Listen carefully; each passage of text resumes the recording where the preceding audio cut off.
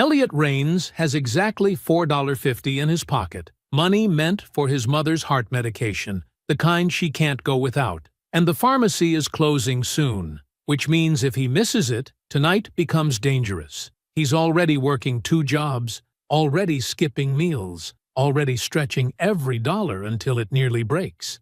Then he sees the boy sitting alone on the curb outside the cafeteria, with no lunch, no backpack, just worn-out shoes, and eyes that follow every tray of food, like he's trying not to be hungry. Students pass without noticing, and teachers walk by like he isn't even there. Elliot knows that look too well, the kind of hunger that stays quiet. If he buys an extra meal, his mother doesn't get her medicine. If he walks away, no one will blame him. The boy glances up, and that's enough. Elliot turns, buys 2 lunches, and sets one beside him, beginning something that will change both their lives. Before we go any further, comment where in the world you are watching from and make sure to subscribe, because tomorrow's story is one you don't want to miss. The fluorescent lights buzzed overhead as Elliot dragged his mop across the worn tile floor. The morning sun hadn't yet peeked through the windows of Booker Hale High, but he'd already been working for an hour. His muscles ached from yesterday's double shift, the school during the day and the grocery store at night. "Lord, give me strength," he whispered, wringing out the mop. The bucket water had turned a murky gray. He'd need to change it soon. His mind wandered to the stack of bills waiting on his kitchen table. Rent was due Friday. Mama's heart medication needed refilling tomorrow. And now the bathroom sink leaked so bad he'd had to shut the water off completely. 3 problems, but his next paycheck would only solve one. The hallway clock read 6:45 a.m. when Principal Winters strode past, coffee in hand. "Morning, Elliot," he said without slowing. "Morning, sir." Elliot straightened his back, but the principal had already turned the corner. By 8 o'clock, students began filling the hallways. Elliot moved methodically from classroom to classroom, tightening loose desk legs with the screwdriver he always kept in his pocket. In room 112, he found a broken window latch and fixed it without being asked. "You're a lifesaver, Mr. Raines," Ms. Peterson said, marking attendance. "I reported that 3 weeks ago." Elliot just nodded. "No trouble, ma'am." At the cafeteria, he spotted Mildred counting coins at a table, her face drawn with worry. "Everything all right, Miss Pike?" he asked. She looked up, embarrassed. "Car wouldn't start this morning. Had to take the bus. Now I'm short for the ride home." Without hesitation, Elliot reached into his pocket and placed $3 bills on the table. "Mr. Raines, I couldn't—" "Please. I'm heading that direction anyway." They both knew it wasn't true. Later, during his break, Elliot noticed Dana Holloway fanning herself in her classroom. The old box fan in the corner sat silent. "Motor's burned out," she explained, wiping sweat from her forehead. "I've got 30 kids coming in 20 minutes. Elliot examined the fan, then disappeared to his supply closet. He returned with tools and a small motor part he'd salvaged months ago. "Should hold until the school gets you a proper replacement," he said 15 minutes later, as cool air began to circulate. Ms. Holloway smiled. "You know, Elliot, you should be teaching shop class, not cleaning it." He allowed himself a small smile, but said nothing. Behind the gym, he shared half his morning biscuit with the skinny, stray dog that had been hanging around for weeks. The dog's tail wagged gratefully. Sometimes Elliot dreamed of a different life. A small storefront with tools hanging on the walls. Neighborhood boys learning to fix things, staying off the streets, earning honest money. A trade center where he could pass on what his grandfather had taught him.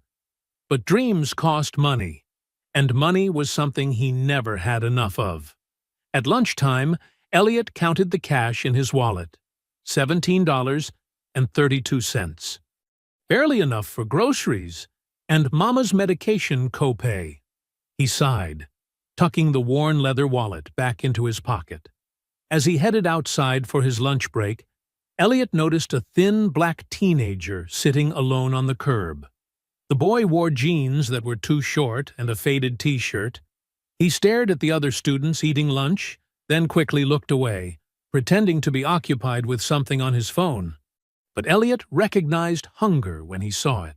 The hollow cheeks, the way the boy's eyes followed every sandwich, every bag of chips. Elliot looked down at his dented lunch pail, feeling the familiar weight of responsibility settle on his shoulders. Elliot stepped out into the midday sun, his lunch pail swinging gently against his leg. The air was thick with humidity, promising rain later. His eyes found the boy again, still sitting alone on the curb, shoulders hunched like he was trying to make himself smaller. As Elliot approached, the teenager's eyes darted to the paper bag in Elliot's hands, then quickly away. His jaw tightened, pride battling hunger. Elliot recognized that look, the careful mask of someone pretending everything was fine when it wasn't. "Mind if I sit here?" Elliot asked, gesturing to the empty space on the curb. The boy shrugged, scooting over slightly. "Free country." Elliot settled down, knees creaking. Up close, he noticed more details. The boy wore no backpack. His shoes were worn through at the edges, laces frayed and double-knotted to keep them from breaking. His fingernails were clean, but bitten to the quick. Most telling was his stillness, the careful conservation of energy that came from practice. "I'm Elliot. Work maintenance here." He opened his lunch pail, the aroma of peanut butter filling the air between them. Isaiah Bell." The boy's voice was soft, but clear, with an unexpected depth. "Forgot your lunch today?" Elliot asked, though he already suspected the answer. Isaiah stared at the pavement. "Something like that." A group of laughing students passed by, their trays loaded with cafeteria pizza. Isaiah's eyes followed them, then dropped back to his hands. Elliot recognized the math instantly. This wasn't a one-day problem. This was the careful calculation of poverty, the same one Elliot made every month. His sandwich would get him through till evening. After work, he needed to pick up Mama's medicine, fix that leaking pipe, maybe catch a few hours' sleep before his night job. Every dollar was already spoken for. But some things mattered more than money. "Hold up a minute," Elliot said, standing. "Forgot something inside." 5 minutes later, he returned with a cafeteria tray holding a hot lunch, pizza, green beans, chocolate milk, and an apple. It had cost $4.50, money meant for his own dinner. He'd have to skip that meal, but he'd gone hungry before. "Here," he said, setting the tray next to Isaiah. "Cafeteria lady gave me extra. Can't eat all this myself." Isaiah looked up, eyes sharp with understanding. "You don't have to—" "Would be a shame to waste," Elliot interrupted gently. "Besides, I already paid." For a moment, the boy didn't move. Then hunger won out. He took the tray, nodding thanks. His first bite was careful, measured. By the third bite, his restraint crumbled. He ate with the focused intensity of someone who didn't know when the next meal would come. Elliot unwrapped his peanut butter sandwich, taking small bites to make it last. "You know," he said casually, "these cafeteria ladies think I'm still growing, always trying to fatten me up. You'd be doing me a favor, helping eat all this food." That earned him a small smile, the first he'd seen from Isaiah. The tightness around the boy's eyes eased a little. "You a freshman?" Elliot asked. "Yeah." Isaiah wiped his mouth with a napkin. "Just started last month." They sat in comfortable silence until the warning bell rang. Students began streaming back toward the building. Isaiah stood, brushing crumbs from his jeans. "Thanks," he said, looking at his shoes rather than at Elliot. Then, almost too quiet to hear, "I'm hungry most days." Elliot watched him walk away, carrying nothing but shame and gratitude, shoulders a little straighter than before. The alarm buzzed at 4:30 a.m. Elliot reached out from under the thin blanket and silenced it with a practiced tap.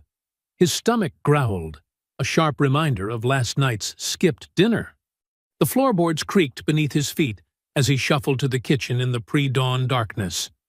At the small kitchen table, he spread out the bills: electric notice, final warning, pharmacy receipt, rent due in 10 days. He counted the remaining cash twice, arranging the worn bills in neat stacks. Not enough. Never enough. He'd have to pick up an extra shift at his weekend job. A cough rattled from the bedroom down the hall. "Elliot? That you already?" Laverne's voice was thick with sleep and the ever-present congestion. "Morning, Mama. Just getting ready for work." He quickly gathered the bills, tucking them into his wallet. The floorboards announced her approach before she appeared in the doorway, wrapped in a faded robe. Her eyes, sharp despite her illness, took in his hollow cheeks and the empty stovetop. "Did you eat enough last night?" "I fell asleep before you got home." Elliot smiled, the lie ready on his lips. "Yes, ma'am. Had a sandwich at work." He busied himself making her tea, avoiding her eyes. "Your medicine's on the nightstand. Don't forget the blue pill with breakfast." "You're too skinny," she muttered, but accepted the steaming mug with grateful hands. On the bus to Booker Hale, Elliot promised himself he wouldn't get attached to the boy. Isaiah wasn't his responsibility. He had enough people depending on him. But when noon arrived and he spotted Isaiah back on the curb, pretending to check a phone with a cracked screen, that promise crumbled. The boy was scanning the parking lot, acting like he was waiting for someone, but Elliot recognized hunger when he saw it. With a sigh, he counted out enough coins for 2 cheap cafeteria meals. The lunch lady raised an eyebrow at his double order but said nothing. Outside, Elliot settled beside Isaiah without ceremony. "Meatloaf today. Not half bad." Isaiah's shoulders relaxed when he saw the tray. "Thanks," he said, taking it without argument this time. They ate in comfortable silence. The next day, it happened again. And the next. By the second week, Isaiah was waiting for him, no longer pretending he wasn't hungry. By the third, they had conversations that stretched beyond food. "Dad split when I was 8, Isaiah explained one day, pushing corn around his plate. "Mom works night shift cleaning offices. She's asleep when I leave for school." Elliot nodded, understanding the math. Food runs out before the month does. "Yeah." Isaiah's voice was matter-of-fact, without self-pity. "She tries, though." Elliot never lectured or offered empty advice. He just listened. Sometimes that was worth more than food. One Tuesday, he took Isaiah to the boiler room during their lunch break. "Hand me that wrench," Elliot said, pointing to his toolbox. He guided Isaiah's hands as they tightened a loose hinge. "See? Nothing to it." "Why are you teaching me this?" Isaiah asked. "Knowing how to fix things means you'll never go without work," Elliot replied. "And remember something. Being poor isn't the same as being worthless. World tries to tell you different, but don't you believe it." Isaiah's expression changed then, something shifting behind his eyes. October turned to November. Leaves fell. Mornings grew colder. Elliot's wallet grew thinner, but he never missed their lunch. Not once. On a rainy Thursday in mid-November, they sat under the awning by the side entrance, steam rising from their hot lunch trays. Isaiah was laughing at Elliot's story about the time he'd fixed the principal's chair, only for it to collapse during an important meeting. A shadow fell across them. Dana Holloway stood there, clutching a stack of papers to her chest, her eyes moving from the food to Isaiah to Elliot. "Mr. Raines," she said quietly. "Could I speak with you a moment?" She glanced at Isaiah, concern etched on her face. "How long has this been going on?" The rain created a soft drumming against the awning, drops splashing onto the pavement just inches from their feet. Dana Holloway's question hung in the air between them. Her eyes, fixed on Elliot, were kind. but worried. "Isaiah, why don't you head inside and finish your lunch?" Elliot suggested gently.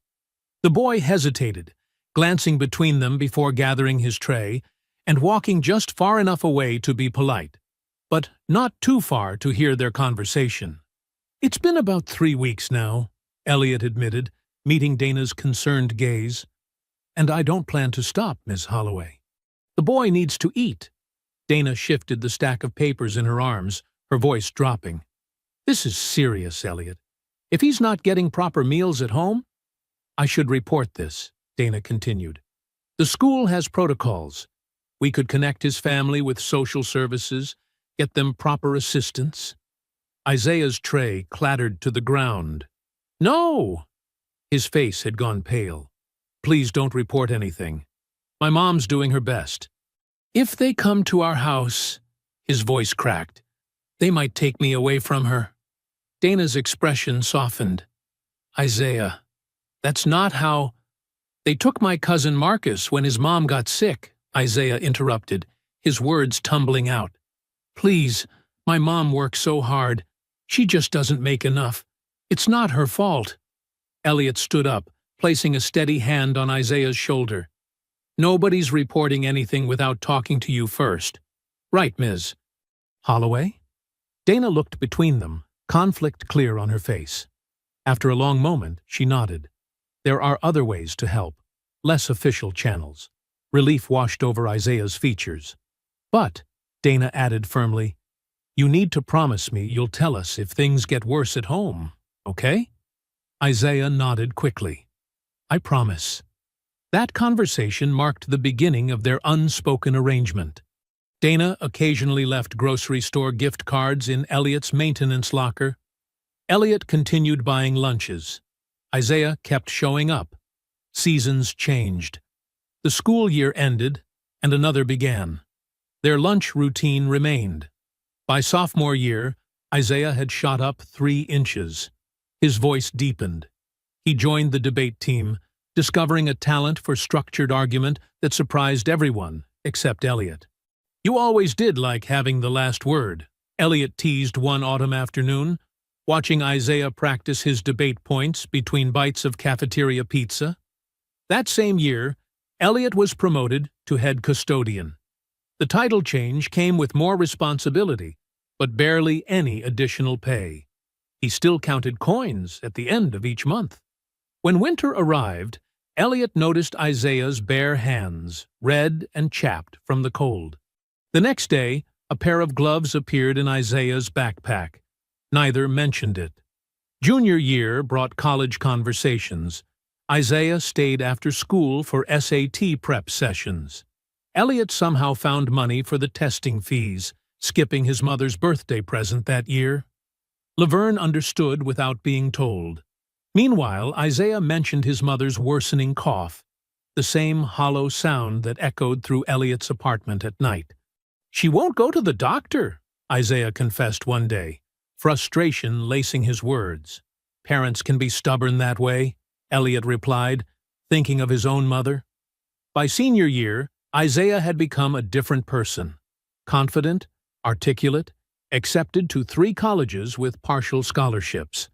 But he still sat with Elliot most days, their lunch routine unchanged despite everything else that had shifted.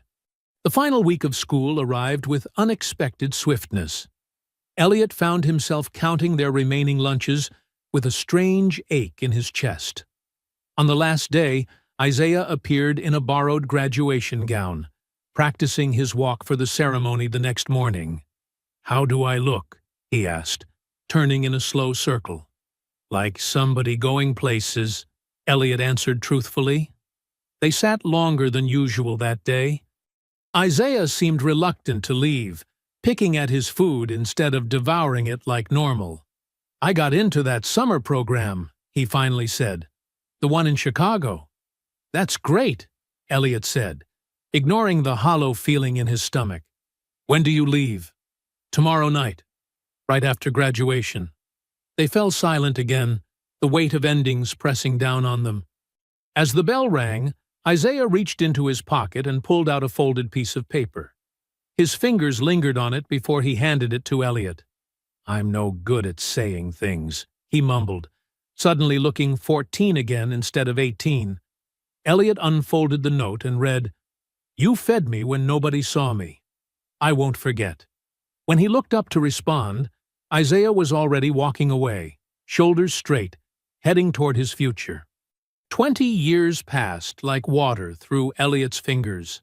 Seasons changed, students graduated, and the school building aged alongside him. At 52, Elliot's body reminded him daily of those passing decades. Knees that protested each time he knelt to fix a loose tile. Back muscles that tightened after mopping the long hallways. Hands slightly less steady when changing light fixtures. The midday sun beat down on the concrete curb outside Booker Hale High School as Elliot lowered himself carefully to his usual lunch spot. He adjusted his navy uniform shirt, newer than the one he'd worn 2 decades ago, but still bearing the same patch with his name stitched in faded red thread. His lunch pail, at least, had been replaced. The dented metal box had finally given out 3 winters ago, replaced by a plain black insulated bag his neighbor had given him for Christmas. He unwrapped his sandwich, turkey with a thin spread of mayonnaise on wheat bread, and looked out at the neighborhood that had transformed around him. Across the street stood a gleaming coffee shop with outdoor tables, where abandoned storefronts once crumbled. 3 blocks down, luxury apartments had replaced the old corner market. Yet, between these polished new additions, familiar decay remained. Boarded windows, cracked sidewalks, empty lots where promises of development had fallen through. Elliot took a bite of his sandwich and watched a group of students walk by, heads bent toward their phones. None of them noticed him. They rarely did these days, unless something needed fixing. His mother, Laverne, had passed 5 years ago. The small insurance policy had covered her funeral with just enough left to patch the roof of their apartment building. Her last words to him had been about his dream, that neighborhood trade center where boys could learn practical skills. "Don't let it die with me," she'd whispered. But the dream had faded anyway, buried under bills and daily survival. A young girl walked past, her backpack hanging loose on thin shoulders. Elliot recognized the signs, the careful way she watched others eat, how she claimed to not be hungry when friends offered to share. He'd seen it countless times before, in countless students, including Isaiah. Without drawing attention, Elliot placed half his apple and a wrapped granola bar at the edge of the curb. The girl hesitated, then grabbed them quickly when she thought no one was watching. He'd gotten better at this dance over the years. The school district had implemented strict policies about staff-student interactions, well-intentioned rules that sometimes made simple kindness complicated. Elliot wiped his hands and reached for his wallet, pulling out a folded piece of paper so worn at the creases that it had been taped together more than once. He didn't need to read it anymore. The words had been committed to memory years ago. Still, the ritual comforted him. "You fed me when nobody saw me. I won't forget." He chuckled softly. "Old fool," he muttered to himself, carefully refolding the note. 20 years was a long time. People moved on, made new lives, forgot old debts, especially ones they'd never really owed in the first place. The purr of a luxury engine drew his attention. A sleek black SUV with tinted windows glided to a stop at the curb directly in front of him. Elliot tensed, wondering if someone important was visiting the school. Maybe he should make himself scarce. Administrators preferred the maintenance staff to remain invisible when donors or officials came around. Before he could gather his lunch, the rear door opened. A man stepped out, tall, confident, dressed in a suit that probably cost more than Elliot earned in a month. His shoes gleamed in the sunlight, and the watch on his wrist caught the light like a small sun. But it was his face that held Elliot's attention. Handsome, assured, vaguely familiar in a way that tugged at his memory. Elliot rose carefully, his knees cracking in protest. unsure whether to expect trouble or instructions. The well-dressed man simply stood there, taking in Elliot's appearance, with an expression that shifted from disbelief to something warmer. Then he smiled, a genuine smile that transformed his entire face. "Mr. Raines," he said, his voice rich and steady. "Elliot Raines." Elliot nodded cautiously. "That's me. Can I help you with something?" The stranger's eyes traveled to the curb where Elliot had been sitting, then back to his face. "You still eating lunch out here?" he asked, his tone laced with something that sounded almost like wonder. Elliot studied the man's features, searching for a connection, some explanation for the familiarity he couldn't place. The stranger waited patiently, letting him look. Then, with deliberate gentleness, the man said, "I said I wouldn't forget." The words hit Elliot like a physical force. He stared, mind racing backward through decades, superimposing the face of a hungry 14-year-old boy over the confident man before him. "Isaiah?"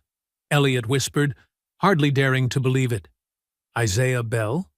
Standing beside the open SUV door, Elliot stared at Isaiah Bell, now a wealthy founder in his 30s. The thin, hungry boy had transformed into a man whose presence commanded attention. Students passing by slowed their pace, nudging each other and pointing.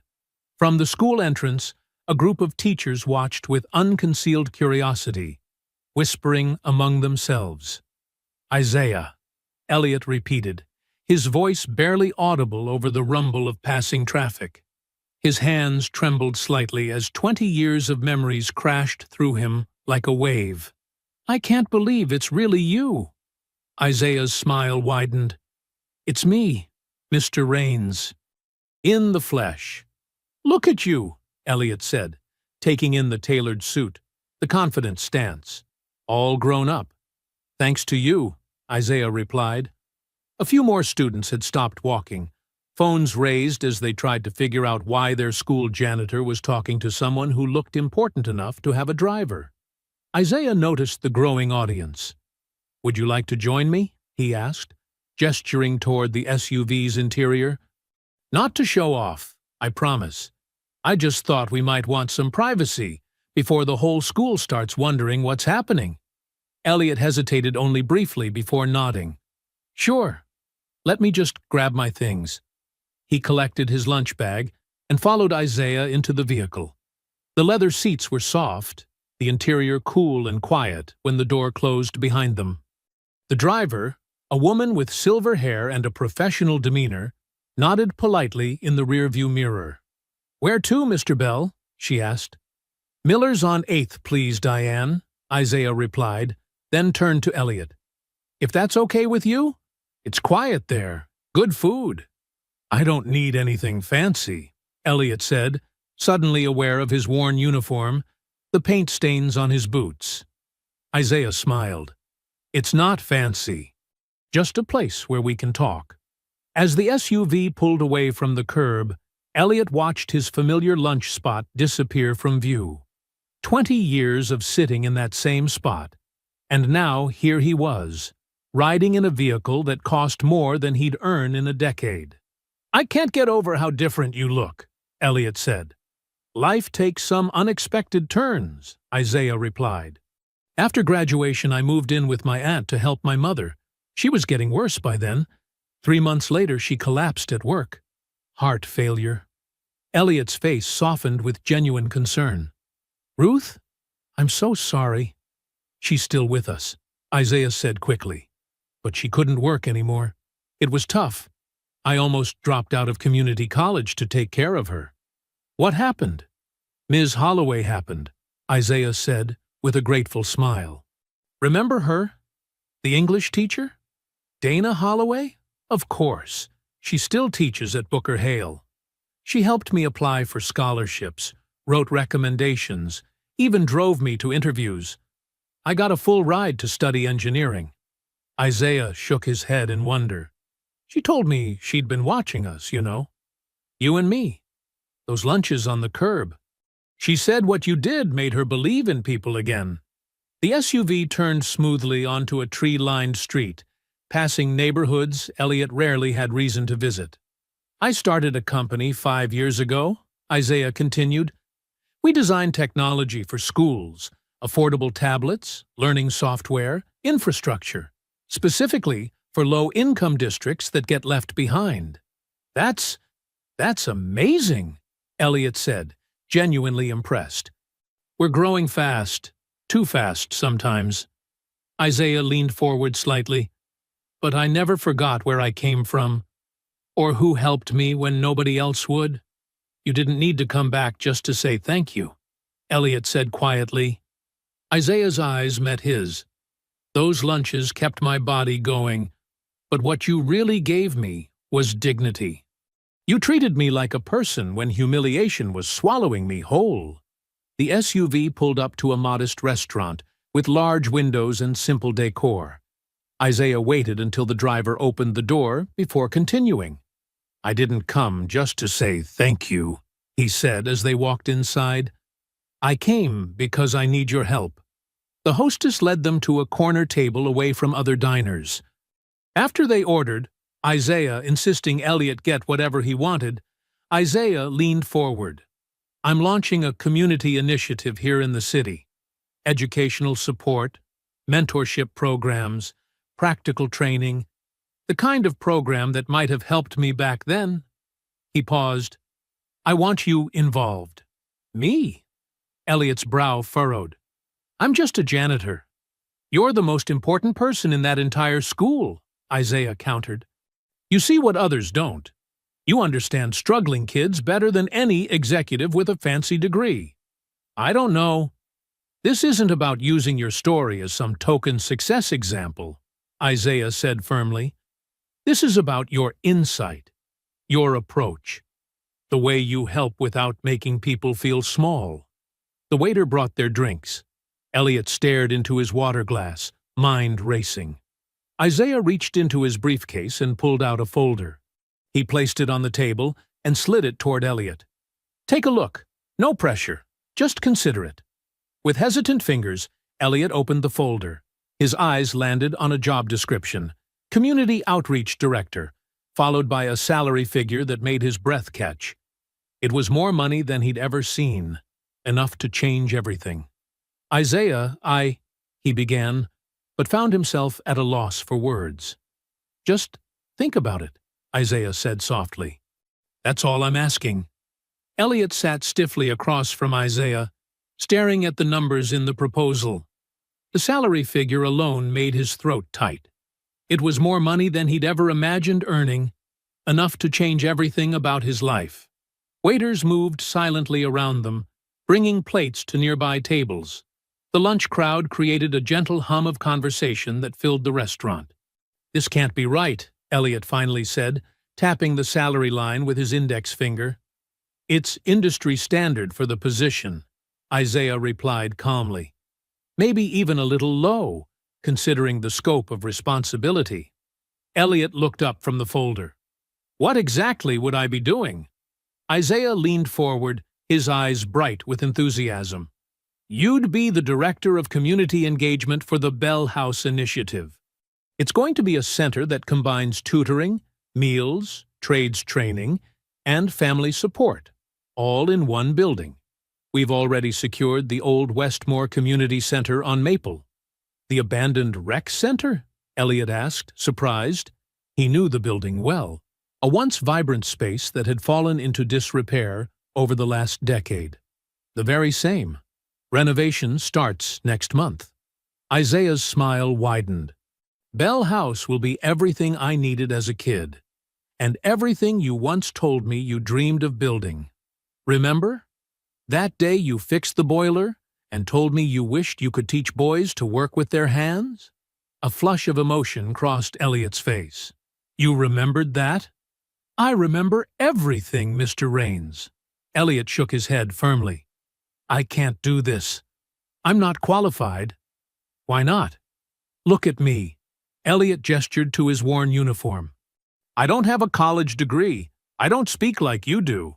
I've never run anything bigger than the janitorial closet inventory. Your entire life has been field experience in exactly what Bell House needs, Isaiah countered. Dignity, patience, practical care. You understand what it means to help someone without making them feel small? That can't be taught in any college. But, before you say no, Isaiah interrupted, raising his hand, there's someone you should meet. Isaiah motioned toward a woman sitting alone at a nearby table. She stood immediately and approached them with confident strides. She wore a crisp blazer over dark slacks, her hair pulled back neatly. Elliot Rains, this is Nia Temple. She's the operations director for Bell House. The woman extended her hand. It's a pleasure to meet you, Mr. Rains. Isaiah has told me so much about you. Elliot stood awkwardly to shake her hand. Ma'am, please, she said with a small smile. It's Nia. She took a seat at their table, opening her own leather portfolio. Isaiah believes you're exactly what Bell House needs, Mr. Rains. Someone who understands our community from the inside. Her tone was respectful, but measured. Elliot noticed immediately that she wasn't simply echoing Isaiah's enthusiasm. And what do you think? He asked. Nia's eyes met his directly. I think Isaiah's assessment of your character is compelling, but I'm also responsible for making sure Bell House succeeds. Our donors expect measurable results, and will need to track outcomes carefully. Nia keeps us grounded, Isaiah explained. She makes sure our ideals translate into actual impact. At least someone's being realistic, Elliot said with a half smile. I'm being realistic too, Isaiah insisted. Bell House needs your insight, not just another administrator with a fancy resume. Elliot looked between them, feeling overwhelmed. I need time to think about this. Isaiah nodded immediately. Of course, take the evening. The position is yours, if you want it. I'll have the car take you back to school, Isaiah added, checking his watch. You probably don't want to be late for your afternoon shift. 20 minutes later, Elliot sat in the back of the SUV, watching the city pass by through tinted windows. They stopped at a crosswalk where a group of middle schoolers crossed the street, laughing and shoving each other playfully. One boy at the back walked alone, his backpack hanging off one shoulder. Elliot watched him, thinking of Isaiah at that age, thinking of the trade center he had once dreamed of opening, where boys like that could learn skills, feel capable with their hands, find purpose in creating rather than destroying. For the first time in years, the dream felt less foolish, less impossible. But fear settled in beside hope like an old companion, the familiar voice that had always kept his dreams small enough to survive disappointment. That evening in his apartment, Elliot placed Isaiah's offer folder on his kitchen table. Beside it stood his late mother's framed photograph. Laverne Rains, smiling from behind wire-rimmed glasses, her church hat tilted at a proud angle. "What do you think, Mama?" he whispered, touching the edge of the frame. "Isaiah thinks I can do this." He opened the folder again, reading the job description more carefully this time. "What if I'm too small for this?" he whispered to the empty room, his mother's silent photograph offering no answers. Back in his one-bedroom apartment, Elliot stood at the stove, stirring a pot of tomato soup. The burner's blue flame flickered beneath the dented pot, casting shifting shadows across the small kitchen. He'd owned the same set of pots since moving out on his own at 19. They'd been hand-me-downs then, already worn from his aunt's kitchen. He poured the steaming soup into a cracked bowl and carried it to the kitchen table where Isaiah's offer letter lay open under the harsh kitchen light. The salary figure still seemed impossible, like a typo someone would correct tomorrow with an embarrassed apology. Elliot blew on a spoonful of soup, his eyes fixed on the paper. His mother's voice came to him then, clear as if she sat across from him. "Don't insult a blessing just because it scares you," Laverne had told him once, when he'd been offered the head custodian position years ago and hesitated because he feared failing. "I know, Mama," he whispered to the empty room, "but this is different." Was it, though? The scale was bigger, but the fear felt the same. His soup forgotten, Elliot pushed back his chair and walked to the living room window. Outside, the early evening light was fading. 3 kids raced their bicycles down the block, weaving around potholes with practiced skill. They flew past the old corner store, now just another boarded-up storefront with faded graffiti marking its plywood face. When those kids got older, where would they go after school? Who would see their potential before the streets claimed them? Bell House could be that place. The kind of center he'd imagined building someday, with tools and teachers and second chances. What if I failed them? He asked, his reflection in the window. But what if he didn't try at all? The next morning, Elliot arrived at Booker Hale High 30 minutes early, as he had every workday for 20 years. He checked the boiler, swept the main entrance, and then headed to the science wing where a leaky pipe had been reported yesterday. As he tightened the final fitting, Dana Holloway appeared in the doorway of her classroom. She'd been teaching chemistry here for 15 years, and unlike some teachers, she always spoke to Elliot like he mattered.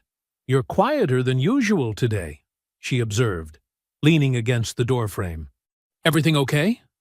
Elliot wiped his hands on a rag. "Got something on my mind." He hesitated, then added, "Isaiah Bell came back yesterday." Dana's eyebrows shot up.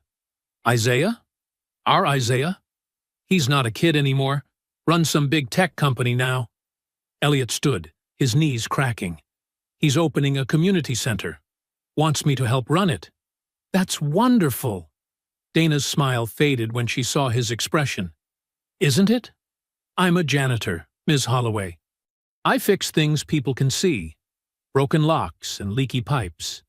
This is different." Dana crossed her arms. "Can I give you some advice, Elliot?"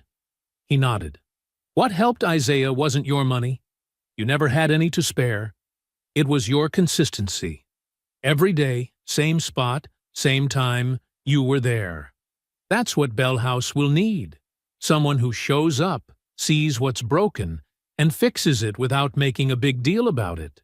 Elliot considered her words. "You really think I could do this?" "I know you can," Dana said firmly. "The question is whether you believe it." By lunchtime, Elliot had made his decision. From the quiet of the custodian closet, he called the number on Isaiah's card.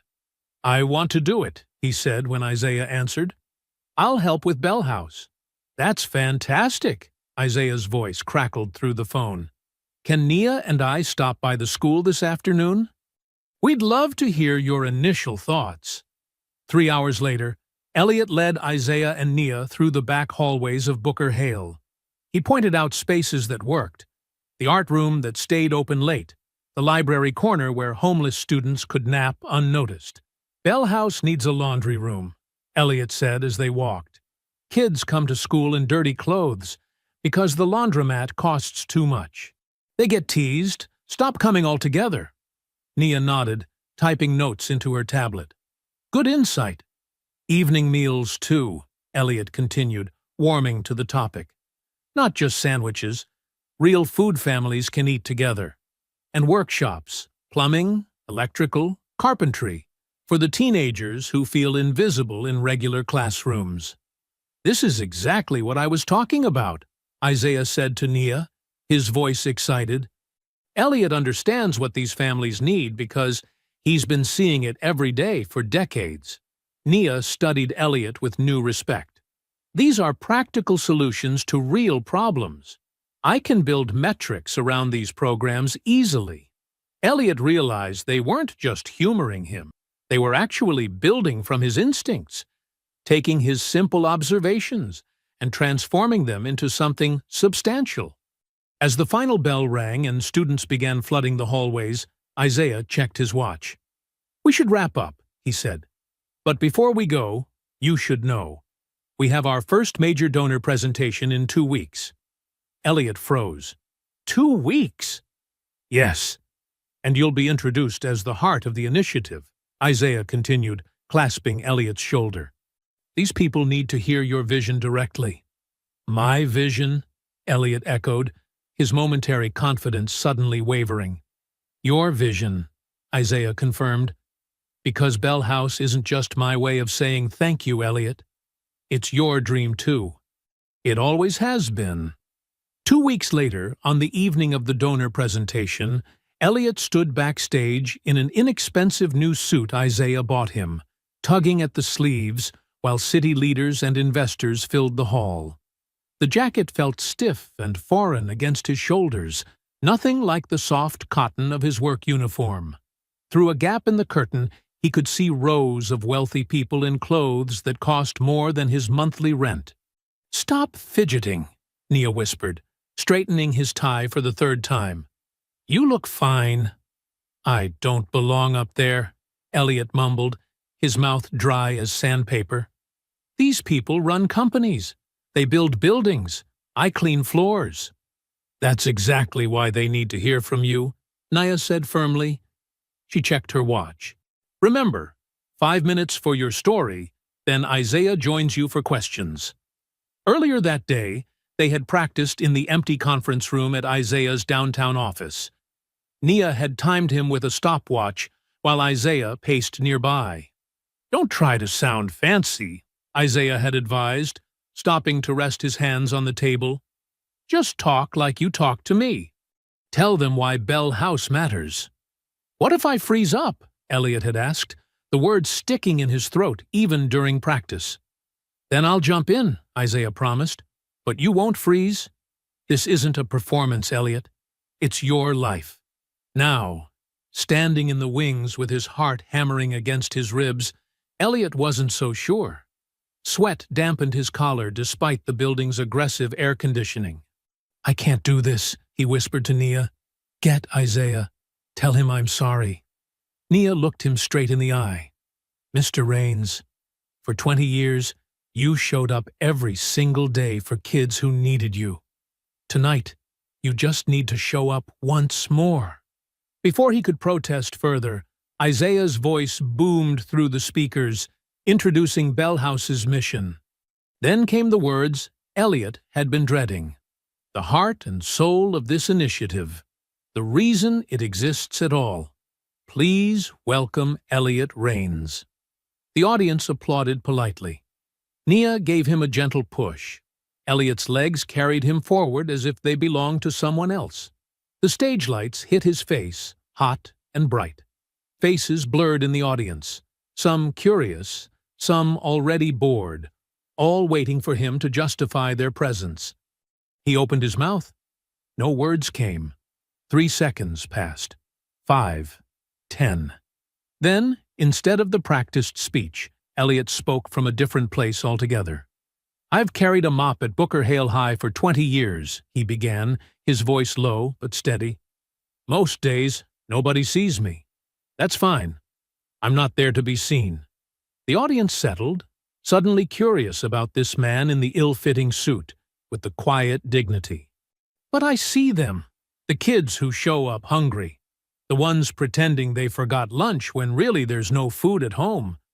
The ones who wear the same clothes 3 days running because the water bill came first." Elliot's hands stopped shaking. This wasn't a speech anymore. This was truth. Hunger's loud in your own belly, but shame travels quieter. These kids smile and joke while their stomachs are twisting. They're experts at looking fine when they're not. The room had gone completely still. 20 years ago, I saw a boy sitting on a curb, watching others eat. I shared my lunch. That boy is standing in this room tonight. Heads turned toward Isaiah, who nodded solemnly from the side of the stage. Small kindness. One sandwich. But small kindness, day after day, can interrupt a whole life's collapse. Elliot's voice gained strength. Bell House isn't about charity. It's about consistency. Being there before the fall, not after. For the next 3 minutes, Elliot described his vision with simple, powerful words. Laundry facilities so kids could wear clean clothes without shame. Evening meals served family style. Trade skills taught by local craftspeople. A computer lab open weekends. When he finished, The silence lasted only a heartbeat before the room erupted in applause. Isaiah joined him on stage, beaming. "This is why Bell House will work," he said into the microphone. "Because Elliot understands what these families need before they have to ask." The evening transformed after that. A retired contractor stood up and offered to donate tools for the trades lab. A local grocer promised fresh produce deliveries twice weekly. 3 different reporters pressed business cards into Elliot's hand, asking for exclusive interviews. "You've unleashed something powerful here," Nia whispered as she passed by with a stack of completed pledge forms. For one bright evening, Elliot felt truly seen. Not pitied or overlooked, but valued for exactly who he was and what he knew. Later, as donors circulated with glasses of wine, Isaiah pulled Elliot aside, his eyes bright with excitement. "We've doubled our funding target," he said. "If the first site succeeds like this, we could replicate Bell House across the state within 5 years." Elliot couldn't find words. The possibility of his small daily acts expanding into something that could help thousands of kids felt too enormous to grasp. As applause still rang in Elliot's ears, a cold-eyed board member named Vernon Price watched from the aisle and asked Nia, "Are we really putting this whole operation in his hands?" The next morning, Elliot arrived at Bell House's temporary office with a spring in his step. He'd barely slept, his mind still buzzing with the applause and handshakes from the night before. The office occupied the second floor of a renovated brick building downtown, with large windows that flooded the space with morning light. Even the receptionist seemed to recognize him, smiling and waving him through without asking for ID. "Good morning," Elliot called out as he entered the main conference room. The cheerful greeting died on his lips. The atmosphere hit him like a cold wall. Isaiah stood by the window, hands jammed in his pockets, jaw tight with anger. Nia sat rigid at the conference table, her normally composed face strained and pale. And at the head of the table sat Vernon Price, the board member from last night, his manicured fingers resting on a thick manila folder. "Mr. Raines," Vernon said, his voice smooth as polished marble. "Please, join us." Elliot took the nearest chair, his stomach knotting. "What's happening?" "Due diligence," Vernon replied, opening the folder. "Standard procedure for anyone in a leadership position." "I told him this wasn't necessary," Isaiah cut in, his words clipped. Vernon ignored him. "Mr. Raines, would you care to explain these?" He slid several papers across the table. Elliot looked down at utility bills marked "Final Notice" from 6 years earlier. His mother's final illness. The months when every penny went to medicine and home care. "Or perhaps these," Vernon continued, pushing forward court documents, an eviction filing that Elliot had managed to resolve before it became final. "Where did you get these?" Elliot asked quietly. "Public records," Vernon replied. "Just like your credit history, which shows multiple accounts in collection." Each paper landed like a slap. Hospital bills, credit card debt, the financial wreckage of trying to keep his mother comfortable in her final days. "None of this is relevant," Isaiah said sharply. "On the contrary." Vernon leaned back, adjusting his silk tie. "Last night, donors pledged nearly $2 million based largely on emotional appeals. Before construction even begins, we need to ensure Bell House is represented by someone who demonstrates sound judgment and financial responsibility." The words sliced through Elliot's pride. Vernon wasn't just questioning his qualifications, he was using Elliot's poverty as evidence of personal failure. "I've never claimed to be perfect," Elliot said carefully. "Those bills came when my mother was dying of cancer." "A sad circumstance," Vernon acknowledged without warmth. "But Bell House isn't a charity case for its director. It's a multi-million-dollar initiative requiring professional leadership." 2 other board members who had been silent now nodded in agreement. "The publicity value of your story is undeniable," Vernon continued, But when donors look deeper, what will they find? A man with no degree, no management experience, and a history of financial troubles. Elliot's ears rang. Just yesterday, his life experience had been called wisdom. Today, it was being reframed as failure. That's enough, Isaiah stepped forward. Elliot brings expertise no business degree could provide. Emotional appeals won't satisfy the foundation partners, one of the other board members said. They'll want credentials. Perhaps a compromise, Vernon suggested, his tone reasonable, though his eyes remained cold. Mr. Raines could serve as a community liaison, a symbolic role. Meet with families, tell his story, leave the actual operations to qualified professionals. The room went quiet. Elliot felt the familiar sensation of becoming invisible while still being present, a feeling he'd known his entire working life. The janitor everyone needed, but no one truly saw. "You want me as a mascot," Elliot said flatly. Vernon smiled thinly. "I want what's best for Bell House." Elliot looked to Isaiah, whose face was twisted with frustrated rage, then to Nia, who wouldn't meet his eyes. He understood now. The dream had always been too big, too far above his station. Without a word, Elliot reached for the visitor badge clipped to his new shirt. He removed it slowly, placed it on the glossy table surface, and stood up. "Elliot, don't," Isaiah said. "We can fight this." But Elliot was already moving toward the door. He wouldn't beg, wouldn't argue. Some walls weren't meant to be climbed, especially paper ones built from documents that reduced a life to numbers and judgments. "Mr. Raines," Vernon called after him, "no one is asking you to leave entirely."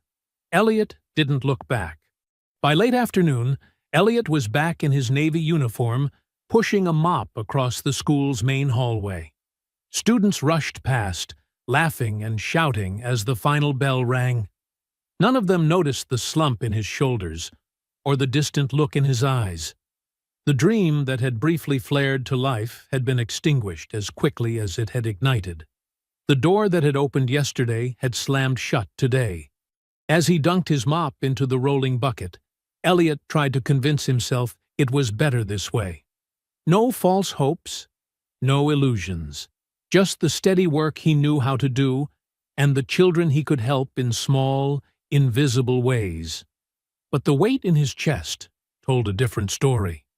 The afternoon sun had begun its slow descent as Elliot finished mopping the last hallway. His shoulders ached, not from the physical labor he'd grown accustomed to over decades, but from the weight of humiliation still pressing down on him. He clocked out, nodding to the night security guard who barely glanced up from his newspaper. Outside, the air had that golden quality of late afternoon, the kind that usually lifted his spirits. Today, it just illuminated the ruins of his brief dream.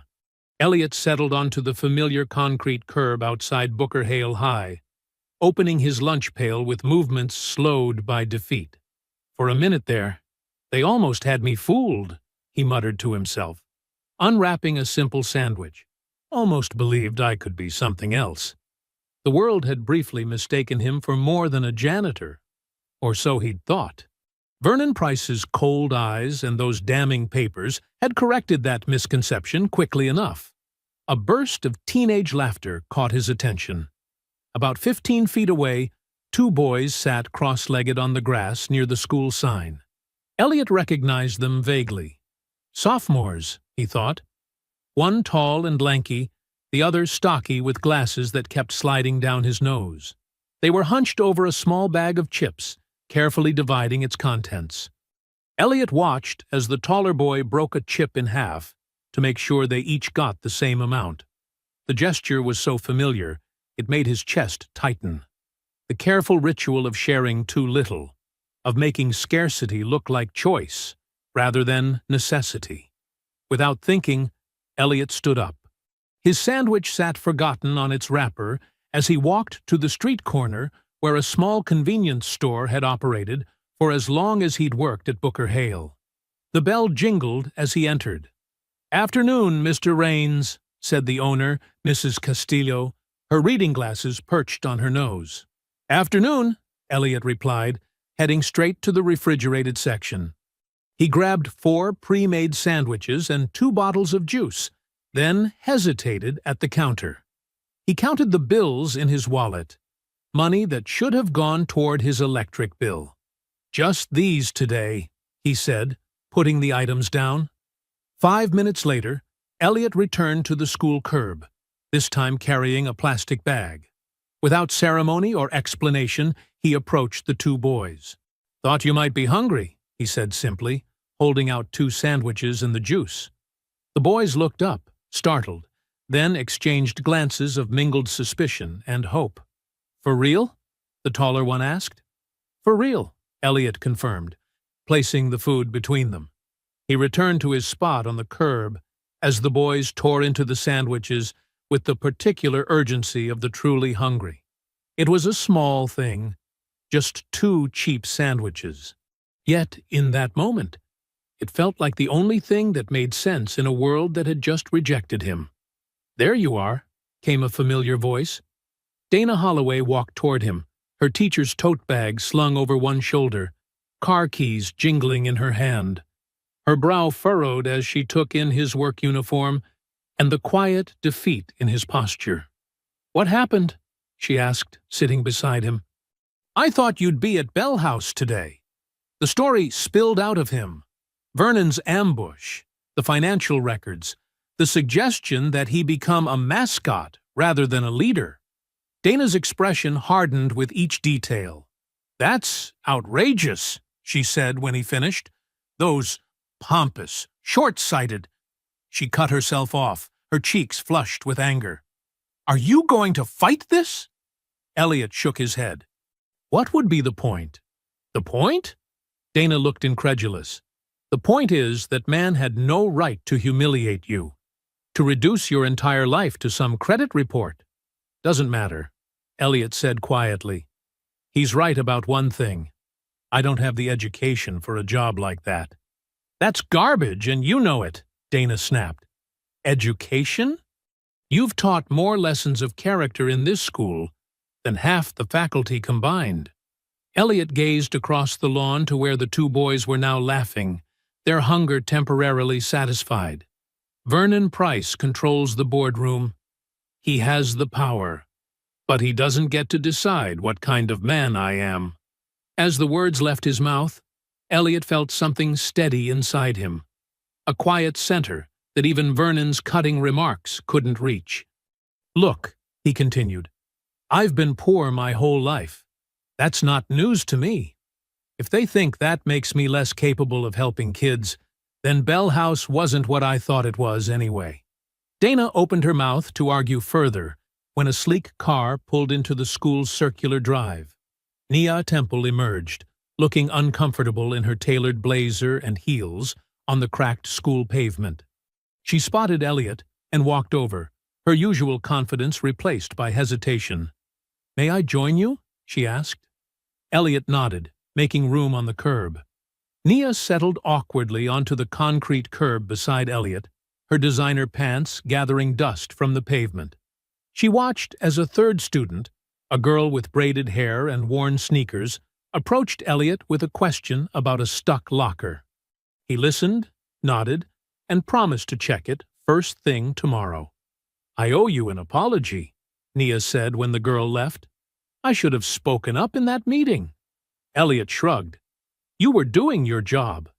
My job isn't to stand by while someone gets torn down unfairly." Nia's voice carried genuine regret. "I was afraid of losing the project. I told myself that was professional, but it wasn't right." Twilight had begun to deepen the shadows across the school lawn. The 2 boys Elliot had fed were now tossing a crumpled paper ball back and forth, their hunger temporarily forgotten. "Vernon doesn't understand what we're trying to build," Nia continued, watching the boys play. "He sees numbers and reputation, not people. Bell House will fail if that's all it becomes," Elliot said quietly. "If you're more worried about how it looks than who it helps." Nia nodded slowly, her gaze tracking the movement of the students around Elliot. The way they approached him without fear. The way he remembered each of their names. The natural authority he carried that had nothing to do with titles or degrees. "They trust you," she observed. "Trust takes time," Elliot replied. "Can't buy it with a fancy building or a press release." Just then, the girl with braids returned, this time with a friend who looked about ready to cry. The second girl whispered something to Elliot about missing the late bus and not having money for another way home. Without hesitation, Elliot pulled out his wallet and handed her enough for bus fare. The transaction was simple, quick, and done with such casual dignity that the girl's shame never had a chance to take root. "Thank you, Mr. Raines. I'll pay you back Friday when my mom gets paid." "No rush," Elliot said gently. "Just get home safe." After the girls left, Nia stared at Elliot with new understanding dawning in her eyes. "You've been doing this all along, haven't you? Not just with Isaiah." "Doing what?" "Being Bell House." "Before there even was a Bell House." Elliot looked away, uncomfortable with her scrutiny. "Just doing what anyone would do." "But that's exactly it. Not everyone does," Nia said, her voice gaining intensity. "Vernon thinks Bell House needs polished executives and perfect backgrounds, but what if the real story is this? What if it's about the man who's already been doing the work for 20 years without recognition or a budget?" The last rays of sun caught the dust motes floating in the air between them. Elliot remained silent. "Would you let me document this?" Nia asked suddenly. "Not for publicity stunts or marketing. Just to show what real impact looks like." Elliot frowned. "Not interested in being anybody's charity poster." "Not charity, truth," Nia insisted. "I'd like to come back tomorrow with a small camera team, just to record what naturally happens here. The students who come to you, the way you help." Elliot shook his head firmly. "Nothing staged, no cameras following me around." "Then what about testimony?" Nia suggested, thinking quickly. "People who could speak about what you've done over the years?" Elliot hesitated, still uncomfortable with attention, but less opposed to others sharing their stories. "I need to make this right," Nia said quietly. "Vernon Price thinks he knows what value looks like. I want to show him he's wrong." As darkness settled fully around them, Elliot watched the last students leaving campus. He thought about Isaiah, about the years of lunches and conversations that had mattered more than he'd ever known. "Do what you need to do," he finally said. "But I'm not pretending to be anything I'm not." "That's exactly the point," Nia replied, standing and brushing off her pants. "You never have." She pulled out her phone and began making calls as she walked to her car. First to Dana Holloway, then to the school's records office for contact information on former students, and finally to the community health clinic where Ruth Bell had received care. By morning, Nia had assembled a small but determined team to gather stories about the man who had quietly shaped countless lives at Booker Hale High. Early the next morning, Elliot arrived at Bell House headquarters in his janitor uniform instead of a suit, refusing to costume himself for people who questioned his dignity. The navy blue cotton felt honest against his skin, worn at the elbows but clean, just like his conscience. He'd polished his work boots but hadn't hidden them. This was who he was. It was who he'd always been. The modern glass building seemed to glisten with money. Elliot paused at the entrance, watching men and women in tailored clothes stream through the revolving doors with coffee cups and briefcases. He took a deep breath, straightened his shoulders, and walked in without apology. A receptionist did a double-take. "Sir, are you here for maintenance?" "Board meeting," Elliot replied calmly. "Elliot Raines." Her eyes widened with recognition. "Oh, Mr. Raines, I'm sorry. Second floor. End of the hall." The elevator ride was short, but lonely. Elliot remembered standing in this same elevator with Isaiah just days ago, filled with cautious hope.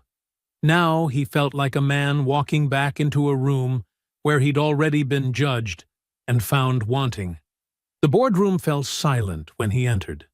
12 faces turned toward him, some embarrassed, others calculating. Vernon Price sat near the head of the table, his expression a perfect mask of professional concern.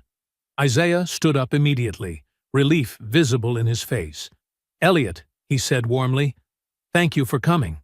Nia Temple nodded at Elliot from her seat, dark circles under her eyes suggesting a sleepless night of preparation. "Let's begin," said the chairman, a silver-haired man named Harrison Wells. "We're here to reconsider the role of Mr. Raines in the Bell House Initiative." Vernon Price cleared his throat. "With respect, we've already established the facts. While Mr. Raines has an inspiring personal connection to Isaiah, sentiment cannot effectively run institutions of this magnitude. We need qualified leadership with relevant experience and financial stability." His voice carried the smooth confidence of someone who had never been told no in a boardroom. "I appreciate Mr. A. Price's concerns," Isaiah replied, his tone surprisingly calm. "But I'd like to change our agenda this morning.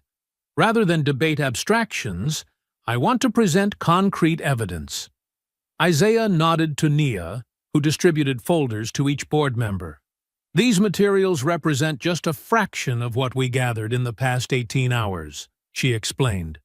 The board members opened their folders. Elliot caught glimpses of photographs, typed testimonials, and financial documents he didn't understand. Isaiah tapped a remote. The wall screen illuminated with the face of an older woman in her 60s. "This is Patricia Miller," Isaiah explained. "Her son was failing out of Booker Hale 15 years ago." The recording played, "My Tommy was giving up. We couldn't afford tutoring. Mr. Raines stayed 2 hours after his shift, 3 days a week, helping Tommy with math. Never asked for a penny. Tommy's an engineer now in Detroit." Another face appeared, a young black woman in medical scrubs. "I'm Dr. Keisha Davis. When I was 16, I couldn't afford the application fees for college visits. Mr. Raines gave me the money from his own pocket, said it was an investment in the future." Face after face appeared. Students who'd received quiet help with lunch money, bus fare, school supplies, and emergency repairs at their homes. Parents who'd found an advocate when school systems overwhelmed them. Teachers who witnessed Elliot's interventions preventing students from disappearing through the cracks. "The financial implications are equally compelling," Nia continued, directing attention to a spreadsheet. "Using conservative estimates of dropout prevention alone, Elliot's informal interventions have saved the district approximately $720,000 in lost funding over 20 years. Vernon Price shook his head. "Anecdotes don't qualify someone to—" "I'm not finished," Isaiah interrupted firmly. "We've also received letters from 7 new donors who specifically mentioned Elliot's authenticity as their reason for investing. 3 have stated they will withdraw their support if Bell House becomes just another corporate charity project." The energy in the room shifted perceptibly. Board members exchanged glances. The door opened, and Dana Holloway walked in, dressed in a simple blouse and slacks. "I hope I'm not interrupting." Isaiah smiled. "Not at all. Ms. Holloway has requested a moment to speak to the board." Dana looked directly at the board members. "I've been teaching at Booker Hale for 27 years. I watched our systems fail Isaiah Bell. I watched counselors too overworked to notice his hunger. I watched administrators focus on test scores while students couldn't concentrate because their stomachs were empty." Her voice grew stronger with each sentence. "And I watched one janitor, just one man, step up daily when our entire educational infrastructure couldn't or wouldn't." The room fell silent. Even Vernon seemed momentarily at a loss. Then he rallied. "This is all very touching," he said with a tight smile. "No one disputes Mr. Raines is a kind man, but kindness is not management. Good intentions are not strategic planning. Bell House needs leadership with appropriate qualifications. Elliot, who had remained silent throughout, finally spoke. His voice was quiet but clear. Management without moral courage is just maintenance for injustice. The simple sentence landed harder than any polished speech could have. Several board members straightened in their chairs, struck by the plain-spoken truth.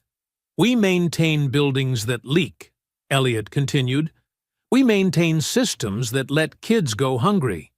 We maintain the idea that only people with degrees know what hurting people need." He looked directly at Vernon. "I don't want to maintain anything. I want to fix what's broken."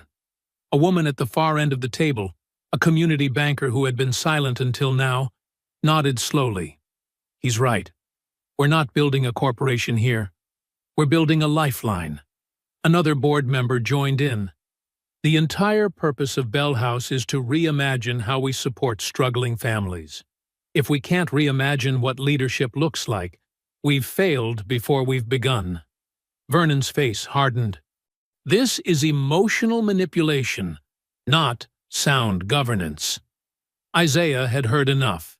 He reached into his jacket and removed an envelope, placing it deliberately on the table. "This is my resignation letter," he said quietly. "I founded Bell House to repay a debt of gratitude and to create something that embodies the dignity Elliot showed me. If this organization cannot recognize his value, then it no longer represents my vision." He looked around the table. "I will walk away unless Elliot is restored with real authority, not as a figurehead, but as an equal partner in this work." The boardroom fell completely silent as the weight of Isaiah's ultimatum settled over them. The boardroom fell completely silent. The air felt charged, like the moment before lightning strikes. Elliot remained standing, his work boots planted firmly on the polished floor, his expression calm but resolved. He wouldn't beg, and he certainly wouldn't let Isaiah sacrifice everything he'd built. "Isaiah," Elliot said quietly, "you don't have to do this." Isaiah shook his head. "I'm not doing anything I don't believe in."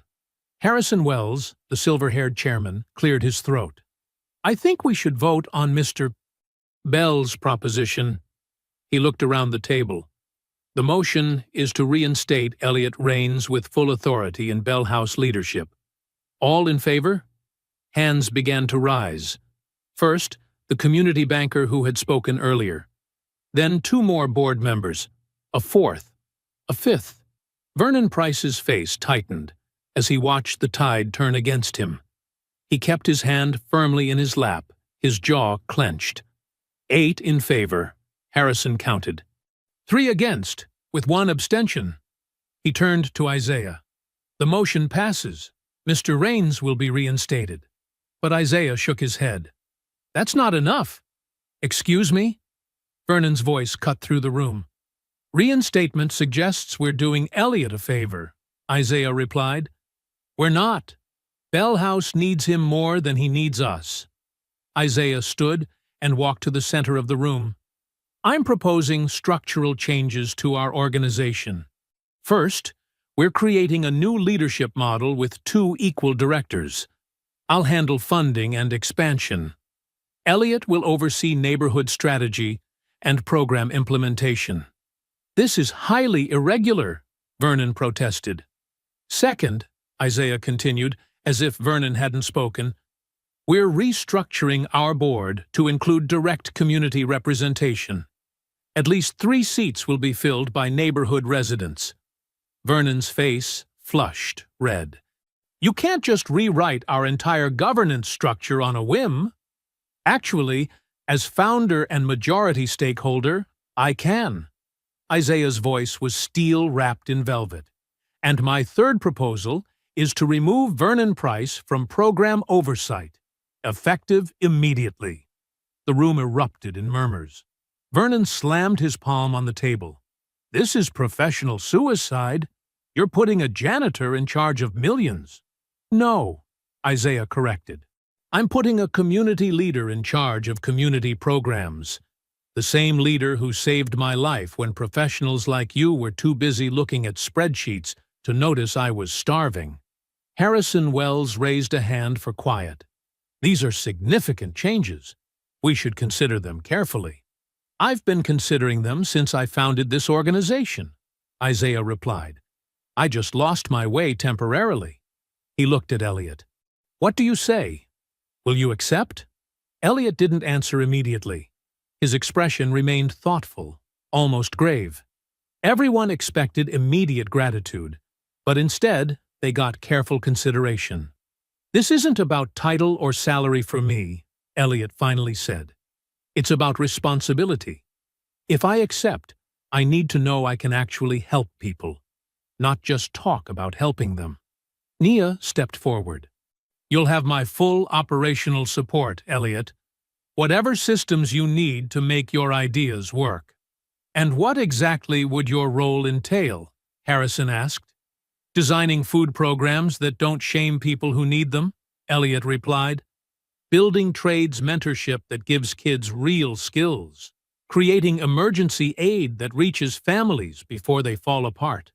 His voice grew stronger with each point. And making sure Bell House never forgets who it's supposed to serve. Harrison nodded thoughtfully. Those are ambitious goals. They're necessary goals, Elliot corrected. A young assistant hurried into the room and whispered something to Nia, who smiled. Our major donors have been following this meeting in real time, Nia announced. 3 have just increased their commitments, specifically citing our commitment to authentic leadership. Vernon's final objection died on his lips. Isaiah extended his hand to Elliot. So, partners? Elliot looked around the room, meeting each person's gaze directly. I'll accept on one condition. Bell House can never become a monument to one man's kindness. Not Isaiah's, not mine.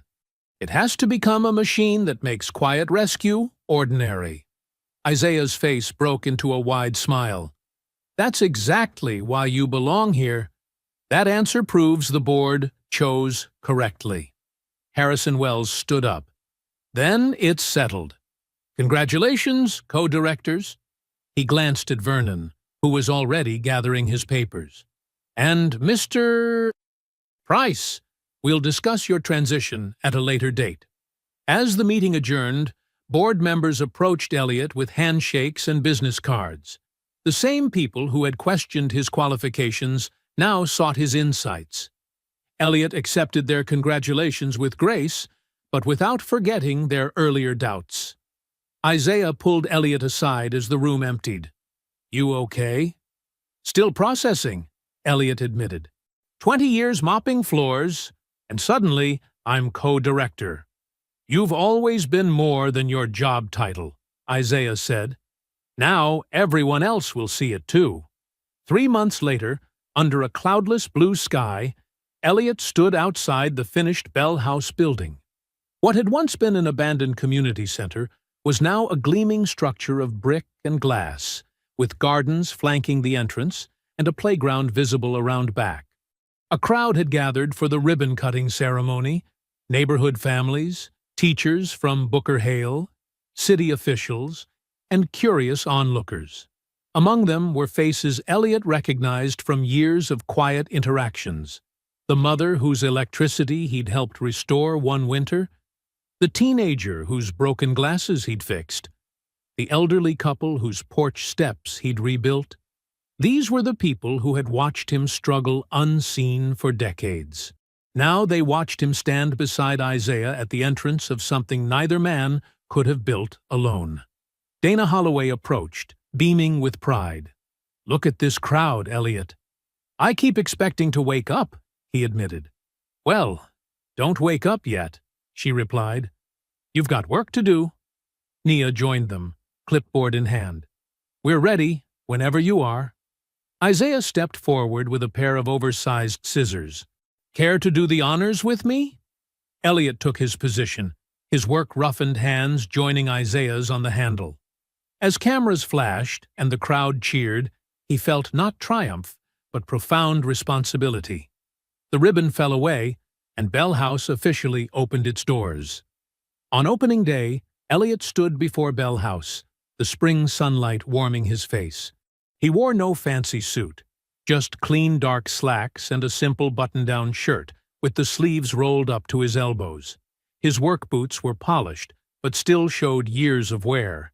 He'd insisted on keeping them, rather than buying new ones. "These boots know how to help people," he told Isaiah with a gentle smile. The sidewalk teemed with people, children clutching their parents' hands, teachers from Booker Hale High School, neighborhood workers, and city officials.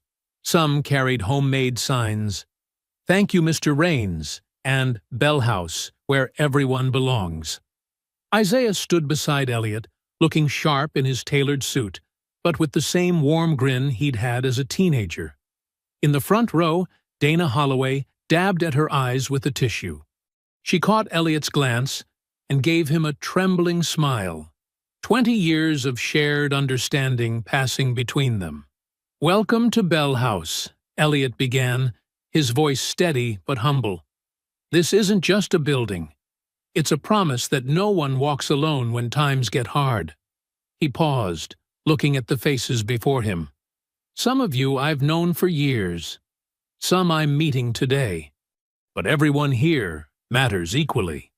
A small girl raised her hand from the crowd. "Is there really free food inside?" Laughter rippled through the gathering, breaking the formality. "Yes, there is," Elliot answered with a chuckle. "And not just today. Every day. Because hungry people can't learn, can't dream, and can't build." He gestured toward the doors. "Let's go see what's waiting." The crowd followed Elliot and Isaiah inside. The entrance hall glowed with natural light from skylights above. To the right, a colorful mural captured immediate attention. It showed a janitor and a teenage boy sharing lunch on a school curb. The brick building behind them, unmistakably, Booker Hale High. The painting was beautiful but not sentimental. It captured dignity and struggle, the quiet heroism of everyday kindness.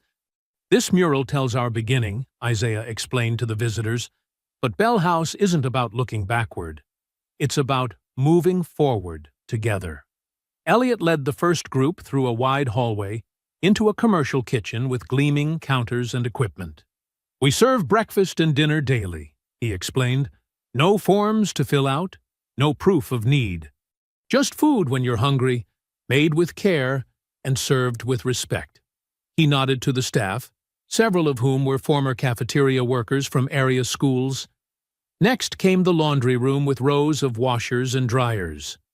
"Clean clothes shouldn't be a luxury," Elliot said simply. "When your washing machine breaks and payday's a week away, you come here. When your water gets shut off, you come here.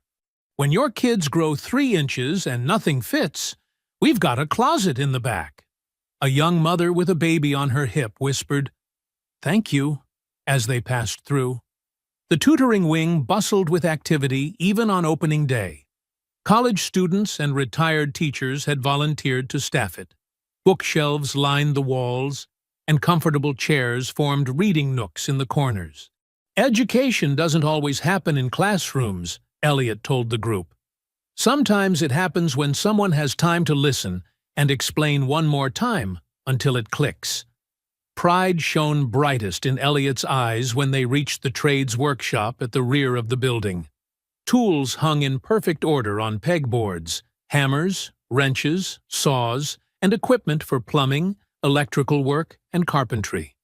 Several workbenches stood ready for lessons. "This," he said, his voice growing softer with emotion, "this is where young people will learn to fix what's broken. Not just objects, but confidence." He ran his hand along a workbench. "These skills saved me when I felt worthless. They'll do the same for others." Isaiah stepped forward as they returned to the main hall. "We have an announcement today that wasn't in the program." He nodded to Elliot. Elliot cleared his throat. "Bell House is creating a fellowship program for school custodians, cafeteria workers, and classroom aides across the district. These are the people who already hold our communities together without recognition. The fellowship provides training, support, and resources so they can expand the good they already do. Dana Holloway clapped loudly, starting a wave of applause. As the tours continued and music began playing in the community room, Elliot slipped outside for a moment of quiet. The day's emotions weighed heavily. Good weight, but heavy nonetheless. Across the street, half hidden by a bus stop shelter, stood a thin boy, about 12 or 13. He watched the celebration with hungry eyes, shifting from foot to foot. Elliot recognized the look immediately.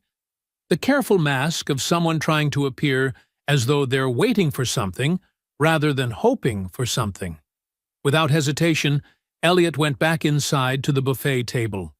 He filled 2 plates with fried chicken, mac and cheese, green beans, and cornbread. He grabbed 2 bottles of water and headed back outside. The boy tensed as Elliot approached, ready to flee. But Elliot just smiled and sat down on the curb, placing 1 plate beside him. "Looks like a good spot to eat," Elliot said casually. "Mind if I join you?" The boy eyed him suspiciously. "I'm waiting for someone." "That's fine," Elliot replied. "I just needed some fresh air. Crowds make me tired sometimes." He took a bite of chicken. "There's plenty of food inside. Shame to see it go to waste." The boy inched closer to the plate, hunger winning over caution.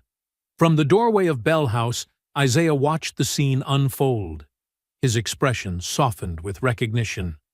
20 years had passed, but the moment looked almost identical. A curb, a meal, and an act of dignity disguised as casual kindness.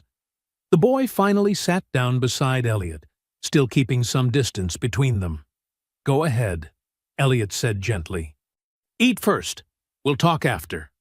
With that permission, the boy picked up the plate and began eating, slowly at first, then with growing hunger. Elliot didn't stare or ask questions. He just ate his own meal, occasionally commenting on the weather or the music drifting from Bell House. Inside the building, people celebrated a dream realized. Programs would grow, lives would change, systems would improve. But here on the curb, the essential truth continued. One human seeing another, offering food without judgment, creating space for trust to grow. The boy finished his plate and looked at Elliot directly for the first time. "Thanks," he said quietly. Elliot smiled. "You're welcome anytime. That door's always open." I hope you enjoyed that story. Please like the video and subscribe so that you do not miss out on the next one. In the meantime, I have hand-picked 2 stories for you that I think you will enjoy. Have a great day.